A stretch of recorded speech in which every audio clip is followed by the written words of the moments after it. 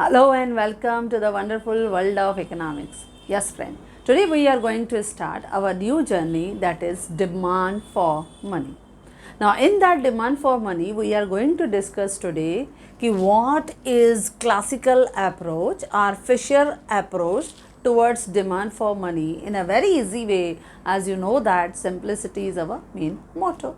Now, आज हम सीखेंगे कि जब हम कहते हैं डिमांड फॉर मनी, तो इस डिमांड फॉर मनी अप्रोच को जो क्लासिकल इकोनॉमिस्ट थे, स्पेशली जब हम बात करते हैं डेविड ह्यूम है या जेएस मिल है या इरविंग फिशर है, उन्होंने इस डिमांड फॉर मनी को किस तरह से देखा, उनके अकॉर्डिंगली हमारी इकोनॉमी में why we are demanding the money, किस तरह से उन्होंने इसको डिस्क्राइब किया इन अ वेरी इजी वे, क्योंकि इरविंग फिशर की जो इक्वेशन है वो आज हम सीखने वाले हैं। जब हम बात कर रहे हैं क्लासिकल अप्रोच, तो उस क्लासिकल अप्रोच में जो हमारे इकोनॉमिस्ट थे यानी इरविंग फिशर थे या जेएस मिल थे, उन्होंने इस कॉन्सेप्ट को किस तरह से लिया। उन्होंने देखा कि जो मनी है it is mainly determined as या it is mainly used in the economy as a medium of exchange, या इट इज़ सर्व्स एज, यानी उसका मेन पर्पस था, it is serves as store value.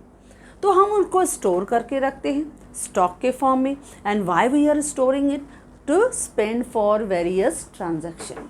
हम उन्हें हमारे इकोनॉमी में बहुत ट्रांजैक्शंस में यूज़ करते हैं as a medium of exchange for making the payment for various goods and services.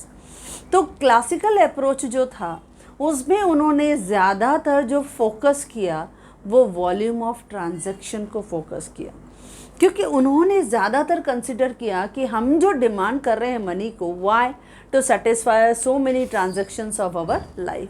हम अपनी इकोनॉमी में बहुत से ट्रांजैक्शन को सेटिस्फाई करना चाहते हैं, इसके लिए we require many goods and services, and for that sake we require demand for money. Now जब हम इरविंग फिशर का स्पेशली ये क्वेश्चन जो है जब हम इसमें डिस्कस कर रहे हैं कि इरविंग फिशर ने डिमांड फॉर मनी के अप्रोच को किस एंगल से लिया, तो generally according to Irving Fisher के हिसाब से डिमांड फॉर मनी जो था वो 3 पर्पसेस के लिए डिमांडेड था।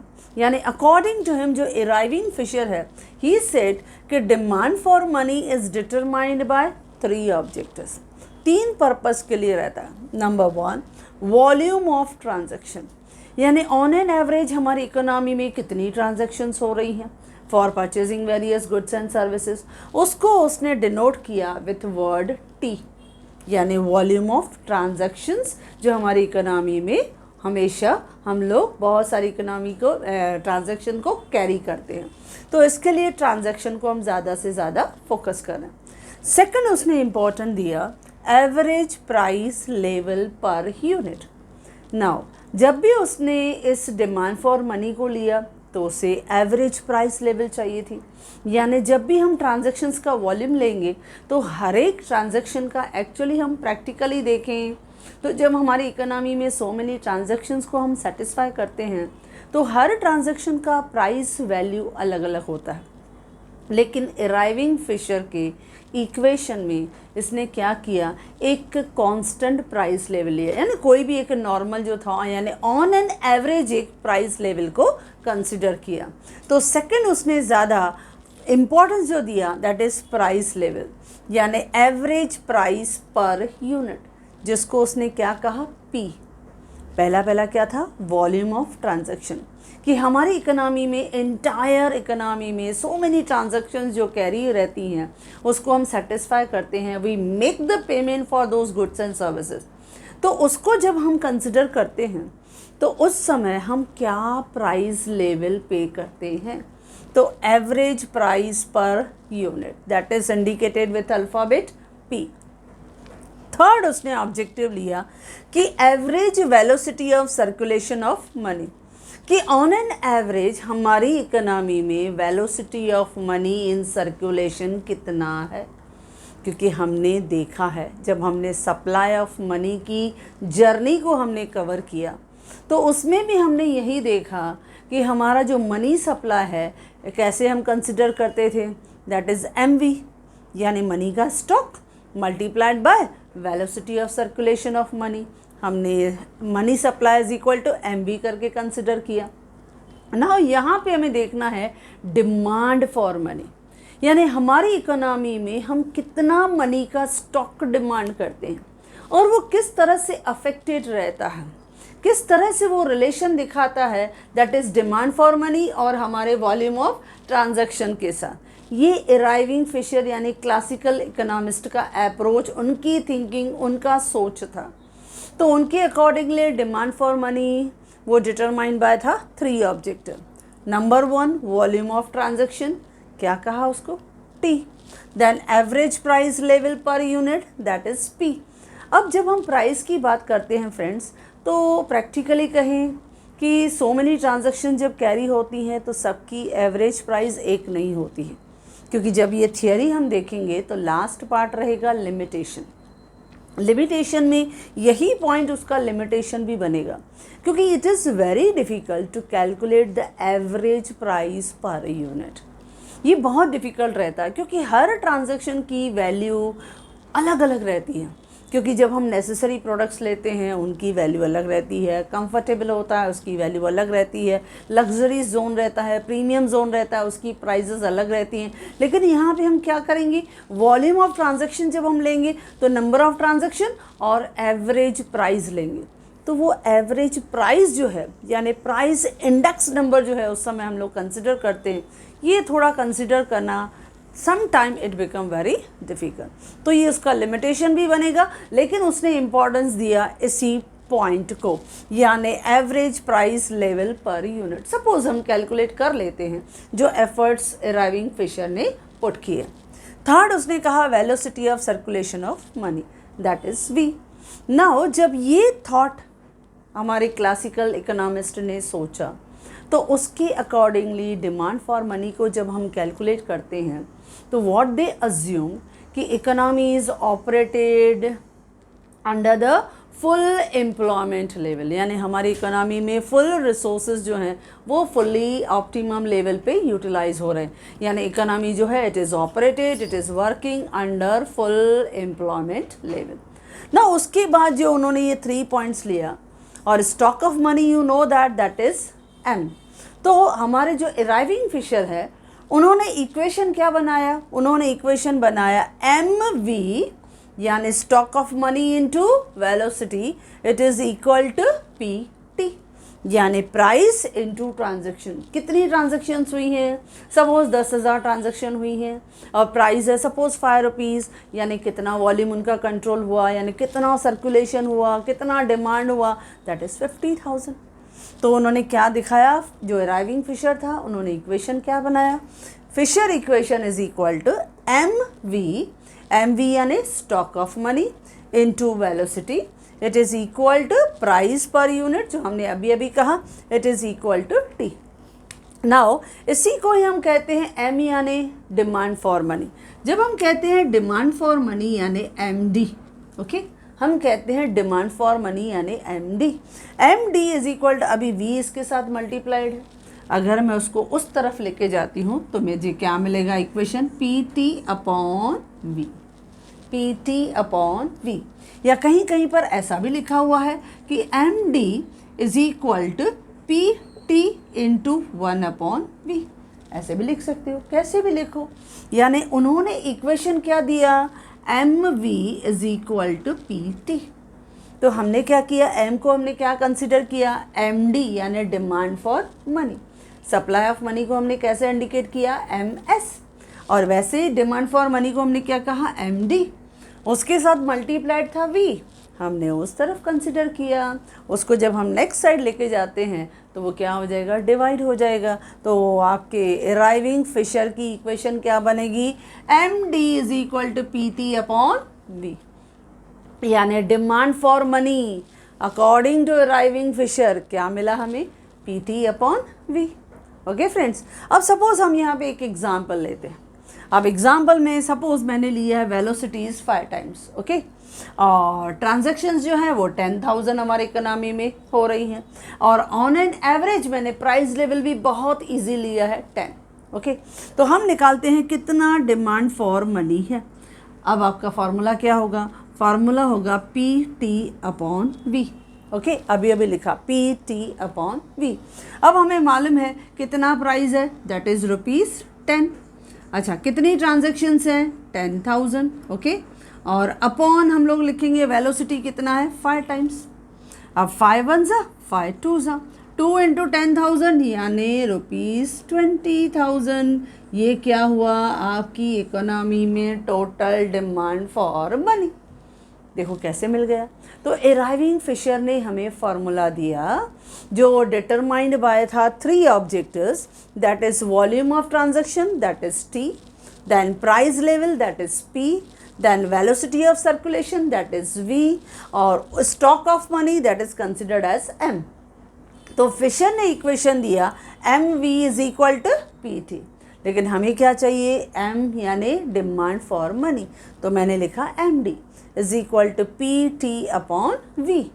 अब हमने एक एग्जाम्पल लेके इसको सिंपली सॉल्व करके भी देखा कि सपोज अगर हमारी इकोनॉमी में वेलोसिटी 5 टाइम्स है और ट्रांजैक्शन हो रही हैं 10,000 ट्रांजैक्शन फॉर डिफरेंट इकोनॉमी के इस अलग अलग सेक्टर्स में हम लोग 10,000 ट्रांजैक्शंस को सेटिस्फाई कर रहे हैं, और वो 10,000 ट्रांजैक्शन में हमने जो प्राइस लेवल लिया है वो ₹10। तो मैंने इस पूरी डेटा को इस फॉर्मूला में फिलअप कर दिया। क्या था, M D demand for money P T upon V. Price level क्या था फ्रेंड्स, ₹10। ट्रांजैक्शन कितनी थी, 10,000।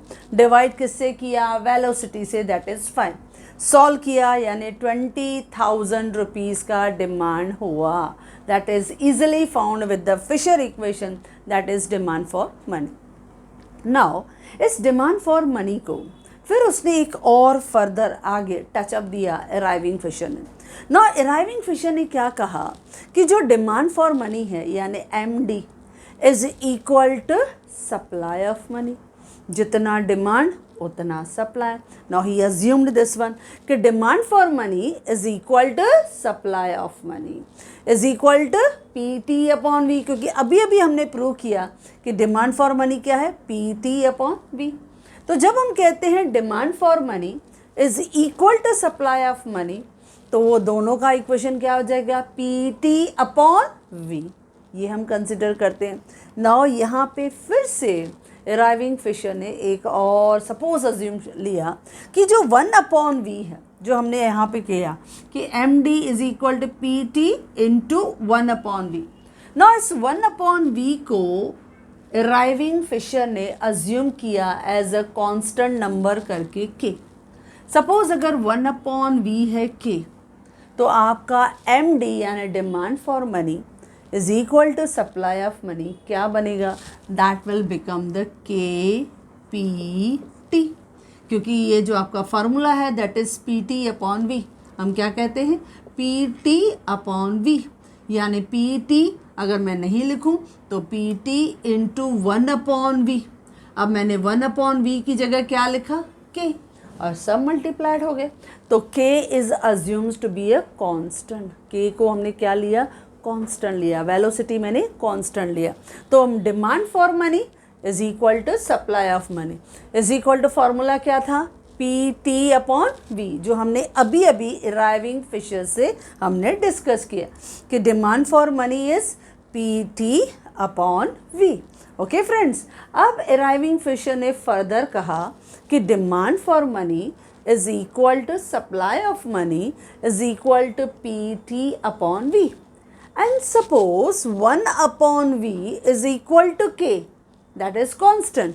तो क्या हो जाएगा, एम डी यानी demand for money is equal to supply of money equal to 1 upon we की जगह मैंने क्या लिखा, के, और पी टी तो वैसे ही है, सब मल्टीप्लाइड हो गए, तो क्या मिला, इज इक्वल टू के पी टी।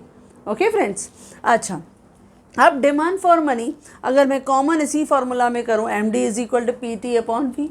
नाउ एक एग्जाम्पल ले रहे हैं फिर से। सपोज नाउ पी टी का कंप्लीट वॉल्यूम हमने लिया है, पी टी यानी price into number of transaction, उसको हमने दिखाया है। सपोज हमारी इकोनॉमी में है ₹20,000 crore. Okay, suppose P T का वॉल्यूम है ₹20,000 करोड़ एंड वी है 5 टाइम्स। ओके, तो डिमांड फॉर मनी हमें मालूम है पी टी अपॉन वी।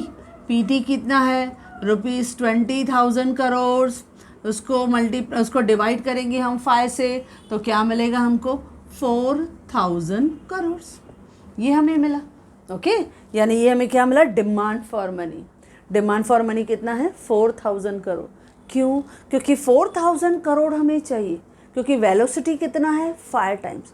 हमारा डिमांड फॉर मनी कितना है, टोटल वॉल्यूम ऑफ ट्रांजैक्शन, यानी ट्रांजैक्शन जो हमने प्राइस से मल्टीप्लाई करके कहा कि हमें टोटल प्राइस और ट्रांजैक्शन यानी वॉल्यूम ऑफ ट्रांजैक्शन के लिए हमारे पास टोटल 20,000 करोड़ जो हैं वो उसकी पूरा वॉल्यूम हो रहा है।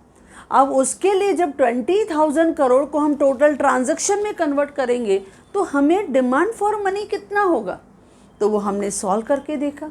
तो फार्मूला क्या था, MD is equal to PT upon V।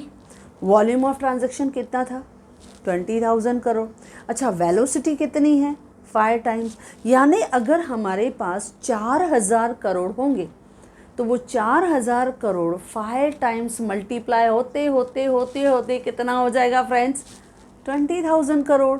यानी हमारा वॉल्यूम ऑफ ट्रांजैक्शन सॉल्व हो गया, प्रॉब्लम सॉल्व हो गया। तो डिमांड फॉर मनी कितना है, दैट इज 4,000 करोड़। तो हमने यहाँ से अपने एक अराइविंग फिशर के इक्वेशन से हमने फाइंड आउट किया कि हम जब वॉल्यूम ऑफ ट्रांजैक्शन को कंसिडर करते हैं तो we will come to know कि what is the level of demand for money, कि डिमांड फॉर मनी कितना है। और वो किसके ऊपर डिपेंड करता है फ्रेंड्स, वो हमने देखा हमारी इकोनॉमी में ट्रांजैक्शंस कितनी हो रही हैं, प्राइस लेवल आप क्या एवरेज पर यूनिट आप फॉलो कर रहे हो, और वेलोसिटी ऑफ मनी कितना है। अब उसी के बेसिस पे हमने निकाला कि हमारी इकोनॉमी में अगर 4,000 करोड़ हमारे पास डिमांड है, ओके, और वो 5 टाइम्स वेलोसिटी में सर्कुलेट हो रहा है, जो हम ऑलरेडी डिस्कस कर चुके हैं, वेरी इंपॉर्टेंट क्वेश्चन, कि what is the velocity of circulation of money, और वो कौन से फैक्टर से अफेक्टेड होता है। तो जब आपका अमाउंट ऑफ मनी जो रहता है वो average number of times circulate होता है in the economy from one person to another person, that is called velocity of circulation of money. और ये हमारी इकोनॉमी में होता है। Suppose I will spend 1,000 rupees, तो मेरा expenditure will become the income of other person. फिर उसके पास 1,000 आएगा तो अगेन उसके माइंड में भी डिमांड इमर्ज होगा, और वो फिर से 1,000 वो स्पेंड करेगा according to their own need. फिर उसका expenditure will become the income of third person. ऐसे इकोनॉमी में वो जो इनकम और एक्सपेंडिचर का फ्लो है वो जब मूव होता रहता है from one person to another person, that is called velocity of circulation of money, जो हमारे डिमांड फॉर मनी को बहुत अच्छी तरह से अफेक्ट करता है। तो हमने देखा suppose PT that is volume of transaction कितना है फ्रेंड्स, 20,000 करोड़ का हमारे इकोनॉमी में, और वेलोसिटी है 5। तो हमारे इकोनॉमी में डिमांड फॉर मनी एक्चुअली कितना हुआ होगा, हमने सॉल्व करके देखा। तो total transaction volume of transaction कितना हुआ है इकोनॉमी में, 20,000 करोड़। 5 से मैंने डिवाइड किया, यानी 4,000 करोड़ का डिमांड फॉर मनी हमारे इकोनॉमी में हुआ है।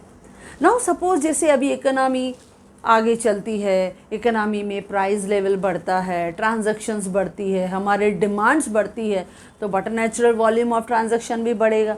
तो सपोज़ अगर वो वॉल्यूम ऑफ ट्रांजैक्शन बढ़ के जो हमारा PT है it has increase to 25,000 crore, 20,000 crore से 25,000 करोड़ तक गया, लेकिन वेलोसिटी जो है इट रिमेन कांस्टेंट, वो कांस्टेंट है।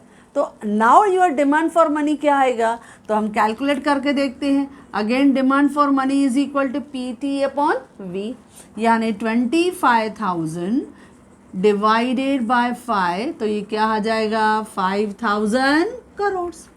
ओके फ्रेंड्स, ये हमें रिजल्ट मिला। तो आपने एक चीज़ ऑब्जर्व की, जितना वॉल्यूम ऑफ ट्रांजैक्शंस बढ़ रहा है उतना डिमांड फॉर मनी बढ़ रहा है। ये है अराइविंग फिशर की अप्रोच, यानी उसकी सोच। उसने प्रूव करके दिखाया कि there is a direct relationship between the demand for money and volume of transaction. जितनी वॉल्यूम ऑफ ट्रांजैक्शन ज़्यादा होगा, जितना हम एक्सपेंडिचर ज़्यादा करना चाहेंगे, जितनी हमारे डिमांड ज़्यादा होगी, जितनी कंज्यूमर और इन्वेस्टमेंट डिमांड ज़्यादा होगी, तो उतनी डिमांड फॉर मनी भी ज़्यादा होगी। यही उसने प्रूव करके दिखाया। नाउ फिर इसी अप्रोच को उसने एक डायग्राम के थ्रू भी एक्सप्लेन करने की कोशिश की। नाउ अगर इसी को ही हम थोड़ा डायग्राम में टच करके देखते हैं। बहुत इजी है फ्रेंड्स। जैसे मैंने अभी सिंपल एग्जांपल लिया, मैंने क्या दिखाया कि हमारा टोटल वॉल्यूम ऑफ ट्रांजैक्शन कितना था 20,000 करोड़, लेकिन वेलोसिटी कितना था 5 टाइम्स। डिवाइड किया तो 4,000 करोड़ क्या था हमारा डिमांड फॉर मनी। जैसे इकोनॉमी और ग्रो हुई, ट्रेड बढ़ा, ट्रांजैक्शन बढ़ा, तो उसकी वजह से हमारी इकोनॉमी में वॉल्यूम ऑफ ट्रांजैक्शन बढ़ा। तो वो suppose volume of transaction 25,000 crore हुआ, लेकिन वेलोसिटी तो 5 थी। अब उसको हमने करके देखा, यानी डिमांड फॉर मनी कितना आया 5,000 करोड़। अब इसको हम डिमांड को यानी डिमांड फॉर मनी को हम यहाँ पे रिफ्लेक्ट करके देखते हैं कि कैसे इराइविंग फिशर ने यहाँ पे दिखाया। नाउ सपोज ये मैंने YOX यानी L का फॉर्मेट लिया है। ओके फ्रेंड्स, अब मैंने Y एक्सिस पे दिखाया है demand for money in crore और X एक्सिस पे क्या दिखाया है टोटल वॉल्यूम ऑफ ट्रांजैक्शन यानी प्राइस इनटू ट्रांजैक्शंस। कितनी नंबर ऑफ ट्रांजैक्शन है दैट इज PT। अब सपोज मैं स्केल ले रही हूँ और स्केल लेके डायरेक्टली मैं दिखा रही हूँ, यहाँ से मैंने दिखा दिया, एक स्केल लिया और स्केल लेके मैंने एक स्ट्रेट लाइन जो है, सपोज मैंने एक स्ट्रेट लाइन जो है वो मैंने ड्रॉ की इस तरह से, that is MD is equal to PT upon V। Formula में मैंने करके लिखा this is that is MD that is PT upon V। यहाँ पे मैंने क्या दिखाया, सपोज एक मैंने डार्क लाइन लिया, यहाँ पे डार्क लाइन लिया, यहाँ पे डिमांड फॉर मनी कितना पहले था, पहले डिमांड फॉर मनी था 4,000। Here I am writing 4,000 crore. इस 4,000 करोड़ पे आपका वॉल्यूम ऑफ ट्रांजैक्शन कितना था फ्रेंड्स 20,000, तो मैंने लिखा यहाँ पे 20,000 करोड़ का। ओके, जैसे ही आपका डिमांड फॉर मनी आपने देखा, डिमांड फॉर मनी जो था वो बढ़ गया, क्यों, क्योंकि वॉल्यूम ऑफ ट्रांजैक्शन भी आपका बढ़ गया। तो वॉल्यूम ऑफ ट्रांजैक्शन जब ₹25,000 करोड़ था, तो हमने देखा डिमांड फॉर मनी कितना हो गया फ्रेंड्स 5,000 करोड़। ये है डिमांड फॉर मनी का जो हमने MD is equal to PT upon V करके दिखाया। तो इस डायग्राम में first of all Irving Fisher ने दोनों दिखाया, यानी डिमांड फॉर मनी वो भी दिखाया। जैसे ही वॉल्यूम ऑफ ट्रांजैक्शन इकोनॉमी में बढ़ता है, क्योंकि on X axis generally we will show the quantity, हम क्वांटिटी दिखाते हैं, और Y एक्सिस पे हम जनरली क्या दिखाते हैं डिमांड फॉर मनी या सप्लाई फॉर मनी या एग्रीगेट डिमांड, एग्रीगेट सप्लाई। ये इम्पॉर्टेंट जो कंपोनेंट है जिसके साथ हम कंपैरिजन करते हैं, it is shown on Y axis. अब X एक्सिस पे हमने दिखाया वॉल्यूम ऑफ ट्रांजैक्शन। अब हमने एक स्ट्रेट लाइन पहले ड्रॉ कर दिया।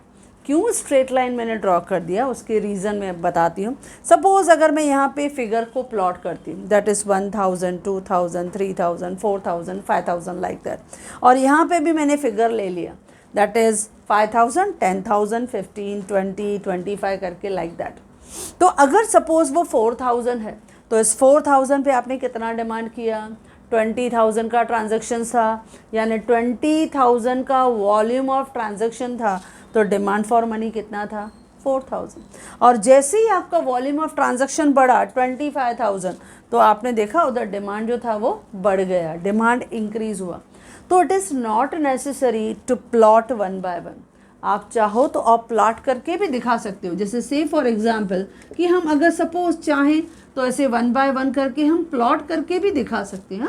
1 बाय 1 करके हमने वहाँ यहाँ पे डेटा लिया, जैसे अभी यहाँ पे हमने ले लिया कि suppose this is 1,000, this is 2,000, this is 3,000, this is 4,000 and this is finally 5,000। ये करोड़ हमने लिया। उसी तरह से हमने यहाँ पे दिखाया दिया, सपोज़ ये 5,000 है, 10,000 है, 15,000 है, 20,000 है और ये 25,000 है, ऐसा करके हमने दिखा दिया। नाउ अगर मैं ड्रॉ कर रही हूँ कि जब 4,000 डिमांड था 4,000, तो इस 4000 पे आपका कितना वॉल्यूम ऑफ ट्रांजैक्शन था, दैट इज 20,000। जैसे ही आपका वॉल्यूम ऑफ ट्रांजैक्शन बढ़ा, दैट इज सपोज डॉटेड पे, तो आपको नया पॉइंट इधर मिलेगा। दोनों पॉइंट्स को अगर मैं ज्वाइन करती हूँ तो again I will get the demand curve, that is PT upon V। Okay, तो ये एक्चुअल हमने डेटा को रिफ्लेक्ट किया, लेकिन यहाँ पे मैंने क्या किया, डायरेक्ट ड्रॉ किया। डायरेक्टली हमने दिखाया, क्यों? क्योंकि हमें यहाँ दो एग्जाम्पल्स जब मैंने सॉल्व किए तो आपको पता चल गया कि डिमांड फॉर मनी और वॉल्यूम ऑफ ट्रांजैक्शन, इन दोनों के बीच में क्या है, डायरेक्ट रिलेशनशिप। और जब डायरेक्ट रिलेशनशिप होता है तो डायग्राम किस स्लोप में जाता है, स्लोपिंग अपवर्ड, वो अपवर्ड डायरेक्शन में जाता है। तो इसके लिए हमने क्या किया, पहले YOX जो है वो हमने जो है वो दिखा दिया, और YX जो है वो दिखाने के बाद हमने Y एक्सिस पे क्या दिखाया, डिमांड फॉर मनी। हमने डिमांड फॉर मनी दिखाया, that is in crores. X axis पे क्या दिखाया, टोटल वॉल्यूम ऑफ ट्रांजैक्शन। फिर मैंने डायरेक्टली एक पहले अपवर्ड डायग्राम निकाल दिया friends, that is MD is equal to PT upon B। उस पर मैंने एक डायरेक्टली पहले सेंटर पे एक पॉइंट ले लिया, दैट इज सपोज 4000 करोड़ है, अजम्पशन करके हमने लिया, और यहाँ पे हमने दिखा दिया 20,000 करोड़ का वॉल्यूम ऑफ ट्रांजैक्शन। अगर सपोज उसमें हम रैंडमली उसमें ग्रोथ हमने दिखाया, क्योंकि जैसे ही आपका वॉल्यूम ऑफ ट्रांजैक्शन बढ़ा, वॉल्यूम ऑफ ट्रांजैक्शन बढ़ा यानी 20,000 से 25,000 हुआ, तो आपने देखा डिमांड फॉर मनी भी 4,000 से 5,000 हुआ। ओके, ये हमने रिफ्लेक्ट करके डायरेक्टली दिखाया।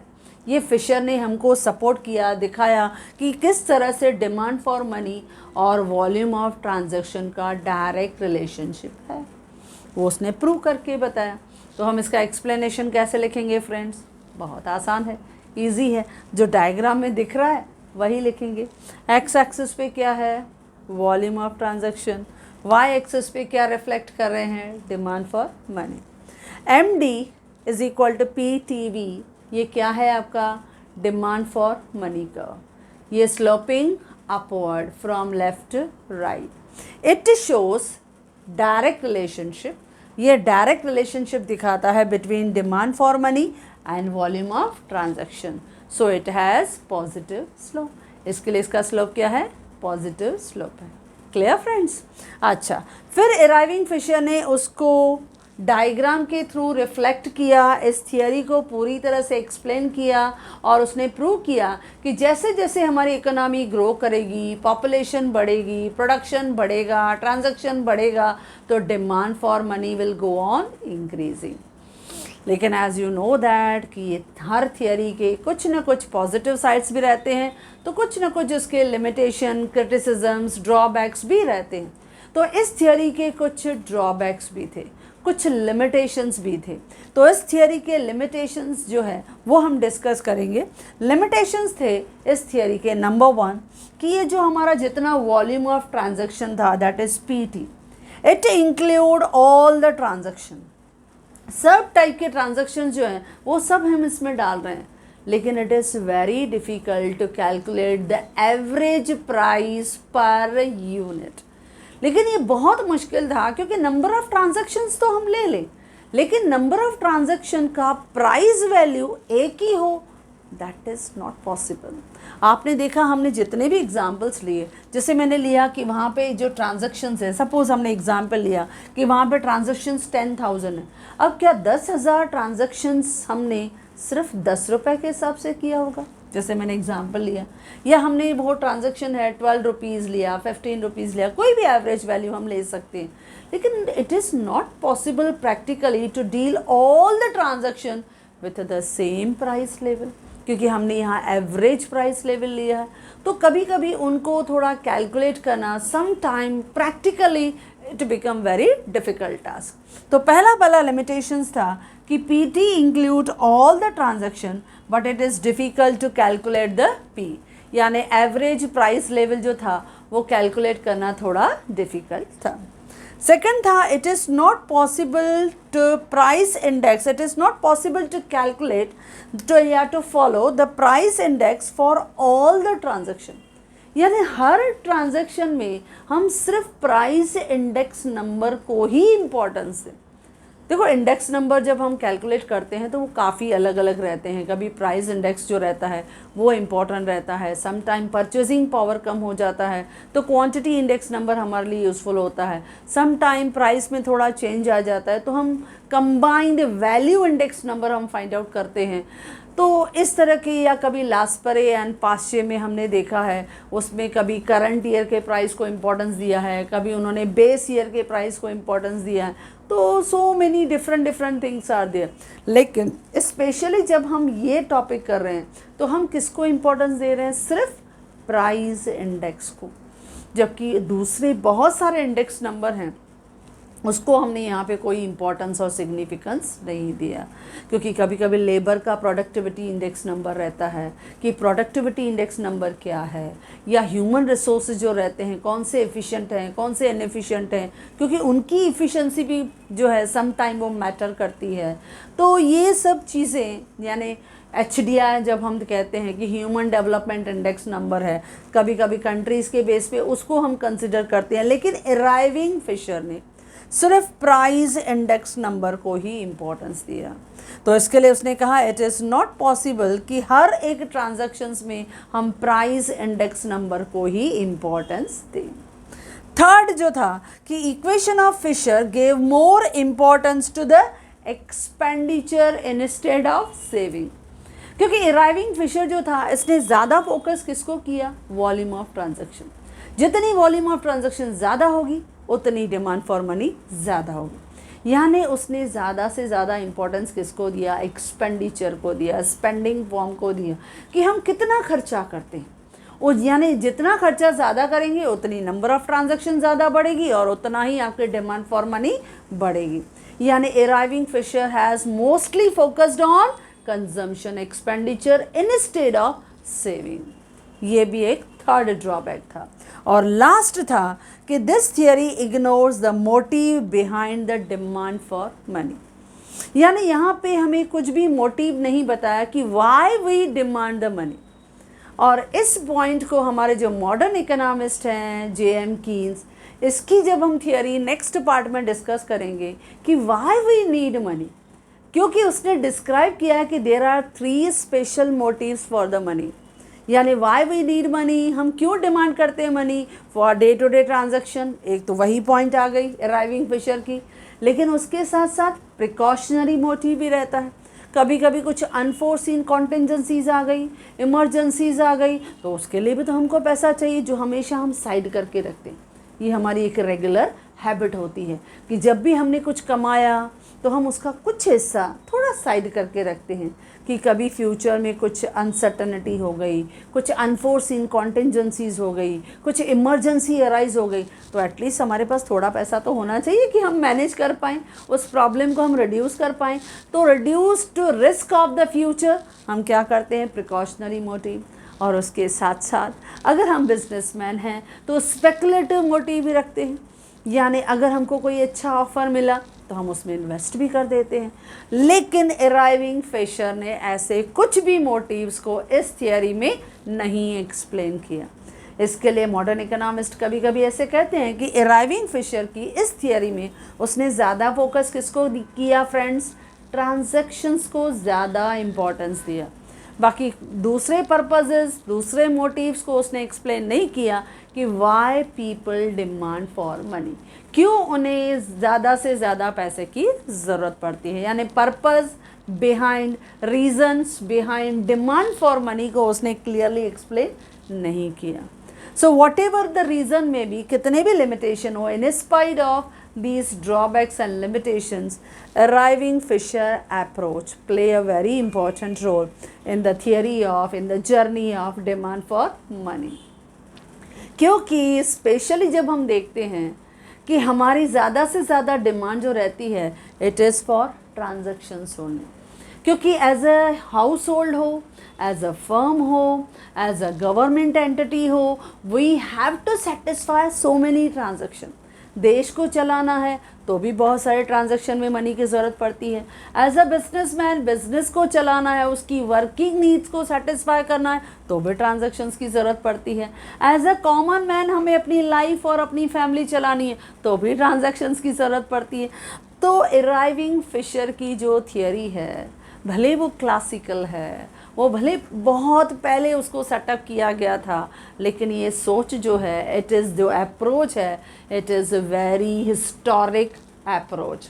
उन्होंने प्रूव किया कि जो डिमांड फॉर मनी है वो मोस्टली आपके प्राइस, आपके ट्रांजैक्शन और आपके वेलोसिटी से अफेक्टेड होती है, और ये सच में ट्रू होता है।